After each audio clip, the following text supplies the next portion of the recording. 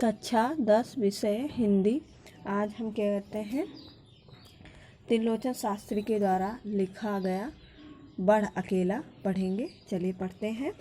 बढ़ अकेला यद कोई संग तेरे तेरे पंथ वेला, बढ़ अकेला चरण ये तेरे रुके यदि यदि रहेंगे, देखने वाले तुझे क्या क्या कहेंगे। हो न कुंठित हो न स्तंभित, या मधुर अभियान बेला बढ़ अकेला।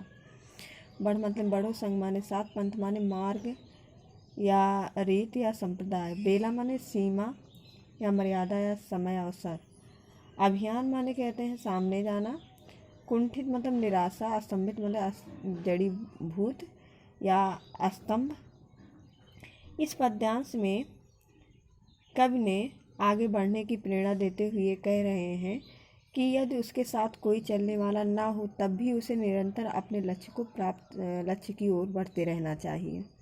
कह रहे बढ़ अकेला यदि कोई संग तेरे पंथ बेला, पंथ मतलब मार्ग होता है या जो है रीत भी होती है, संप्रदाय भी होता है। कह रहे लक्ष्य की ओर उन्मुख व्यक्तियों को संबोधित करते हुए कब कहता है कि तुम यह मत देखो कि तुम्हारे साथ कोई है या नहीं है, अकेले हो या किसी समूह के साथ हो, किसी की परवाह किए बिना अपने लक्ष्य की ओर बढ़ते चलना चाहिए। कह रहे चरण ये तेरे रुके ही यदि रहेंगे। कह रहे लक्ष्य को पाने के उद्देश्य से रास्ते पर अपने आप को अकेला मानकर यदि तुम्हारे ये कदम रुक जाते हैं तो सोचो तुम कि अन्य लोग तुम्हें क्या कहेंगे। ऐसे में जीवन पथ की बाधाओं की चिंता किए बिना तुम केवल आगे ही बढ़ते तुम्हें केवल आगे बढ़ते ही रहना चाहिए। कह रहे हो न कुंठित हो न स्तंभित, या मधुर अभियान बेला बढ़ अकेला।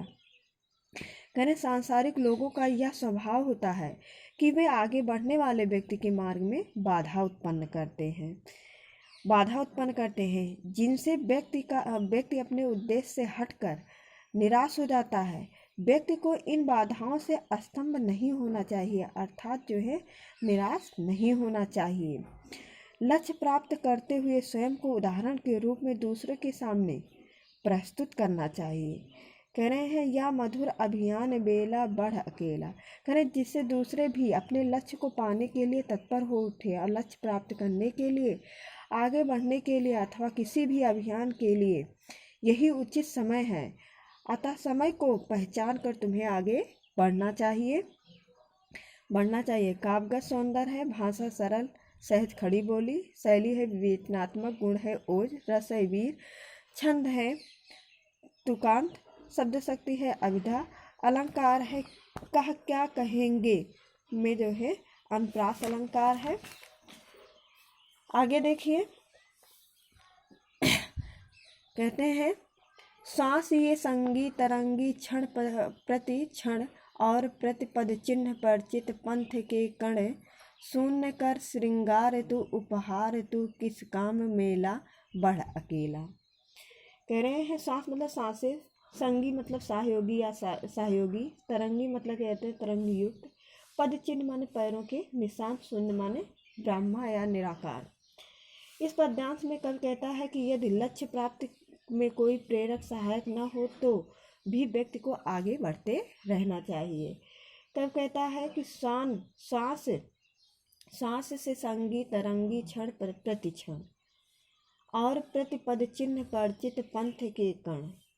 तो यहाँ देखिए कब कहता है कि तुम यह मत समझो कि इस मार्ग पर चलने वाले तुम अकेले हो, तुम्हारे साथ तुम्हारी सांसें भी तो हैं जो प्रत्येक क्षण चलते हुए तुम्हें आगे बढ़ते रहने के लिए प्रेरित कर रही हैं। उन्होंने ये मार्ग तुम्हारे चलने के लिए ही बनाया है, अतः तुम संकोच मत करो। इस निर्जन रास्ते पर ही आगे बढ़कर तुम्हें इनकी शोभा बढ़ाना है। करे शून्य का श्रृंगार तू उपहार तू किस काम मेला बढ़ अकेला। करे ईश्वर द्वारा तुमको प्रदत्त मानव जीवन उसका एक अमूल्य उपहार है। यदि तुम यह समझते हो कि जब तुम्हारा साथ देने वाले लोग मिलेंगे तब तुम आगे कदम बढ़ाओगे तो तुम्हारा यह विचार गलत है। ऐसे विचार मन में नहीं रखने चाहिए। व्यर्थ के लोगों को इकट्ठा करने के से लक्ष्य की प्राप्ति नहीं की जा सकती है। इसीलिए तुम्हें कहते हैं अपना कर्म करते हुए अकेले ही अपने कर्तव्य पथ पर आगे बढ़ते रहना चाहिए। काव्यगत सौंदर्य है, भाषा सरल और सहज खड़ी बोली है, शैली उद्बोधनात्मक है, गुण ओज है, रस वीर है, छंद तुकांत मुक्तक है, शब्द शक्ति अभिधा और व्यंजना है, अलंकार अनुप्रास जो है प्रतिपद चिन्ह और परिचित पंथ में है। आगे देखिए, विश्व जीवन मूक दिन का प्राणमय सर अश्रांत प्रबत श्रृंग पर अभिराम निर्झर, सकल जीवन में जो जगत के खेल पर उल्लास खेला बढ़ अकेला। कहते हैं कि जो है मूक मतलब गूंगा या मौन रहना, अश्रांत मतलब कहते हैं घना या ठोस, पर्वत श्रृंग मतलब पर्वत की चोटी, अभिराम मतलब सुंदर आनंद या सुखद, निर्झर मतलब झरना, सकल माने संपूर्ण, खेल भर मतलब खेल मात्र, उल्लास मतलब हर्ष या जोश। कहने कब इसमें कहता है कि व्यक्ति को आगे बढ़ने के लिए प्राकृतिक से प्रेरणा ग्रहण करना चाहिए, प्राकृतिक से प्रेरणा लेनी चाहिए। कहने विश्व जीवन मूक दिन का प्राणमय स्वर, अश्रांत पर्वत श्रृंग का अभिराम निर्झर। जीवन में सांसों के मुंह को छोड़कर तथा विषय वासनाओं से दूर रहकर ब्रह्मा को पाने हेतु निरंतर आगे बढ़ते ही रहना चाहिए। कब कहता है मौन रहकर तुम अपने अंतर मन में निहित इस परम ब्रह्मा के स्वर को सुनने की कोशिश करो। कहते हैं प्रकृति भी हमें अनेक प्रकार से इसके लिए प्रेरित करती है। यानी कि जो है सकल जीवन जो जगत के खेल पर उल्लास खेला बढ़ अकेला। कहने प्रकृति भी हमें अनेक प्रकार से इसके लिए प्रेरित करती है। जैसे देखेंगे श्रांत पर्वत श्रृंग पर अभिराम निर्झर, पर्वतों से पिघलकर बर्फ जल का स्वरूप धारण करता है, जिसे ग्रहण कर जीवधारी अपना जीवन धारण करते हैं। ऊंचे पर्वत शिखरों से झरने सतत बहा करते हैं, जो समस्त प्राणियों को आनंद प्रदान करते हैं। कब कहता है कि तुम भी प्रकृति से कुछ प्रेरणा ग्रहण करो और अपने लक्ष्य को प्राप्त करने के लिए आगे बढ़ो।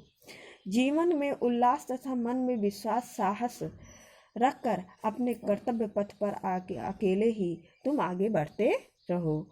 काव्यगत सौंदर्य है, तत्सम व संस्कृत निष्ठ खड़ी बोली, शैली है उद्बोधनात्मक, गुण है ओज, छंद है तुकांत मुक्तक, रस है वीर, शब्द शक्ति है अभिधा, अनुप्रास अलंकार है जीवन जो जगत में अनुप्रास अलंकार है।